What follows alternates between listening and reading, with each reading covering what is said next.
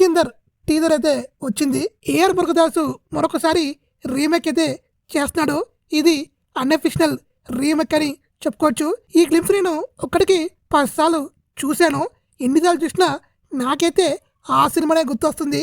అది ఏ సినిమా అని అంటారా? అది ఏదో సినిమా కాదు. ఏఆర్ మురుగదాసు, దళపతి విజయ్ చేసిన సర్కార్కి రీమేక్ అని. ఏఆర్ మురుగదాసు ఏదో అనుకున్నా కానీ రీమేకే తీస్తా అని ఊహించలేదు. దాన్ని చాలా షార్ప్గా జనాలు తెలియకుండా గ్లింప్స్ లాగా వదిలేరు. రేపు టీజరు, దాని తర్వాత ట్రయల్ వచ్చాక దొరికిపోతాడు. ఆల్మోస్ట్ చూడాలి. తెలుగులో తమిళ్లో ఫ్లాప్ అయినా హిందీలో హిట్ అవ్వాలని కోరుకుంటున్నాను. రష్మిక పుష్ప ఇంకా చావా సినిమాలతో బ్లాక్ బస్టర్ హిట్ అయితే కొట్టింది. ఇంకా సల్మాన్ ఖాన్కి రష్మిక లక్కనిస్తుందా లేదా అనేది ఇంకా ఇది వరకు వెయిట్ చేయాలి.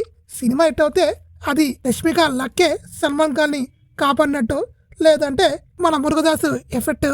ఇంకా ఈ గ్లింప్స్ ఎలా ఉందిరా అంటే చాలా బాగుంది. ఇందులో యాక్షన్ సీన్స్ చాలా బాగుంటాయేమో. ఈ గ్లింప్స్లో అయితే యాక్షన్ సీన్స్ బాగున్నాయి. టెక్నికల్ వైస్ అయితే చాలా బాగుంది గ్లింప్స్.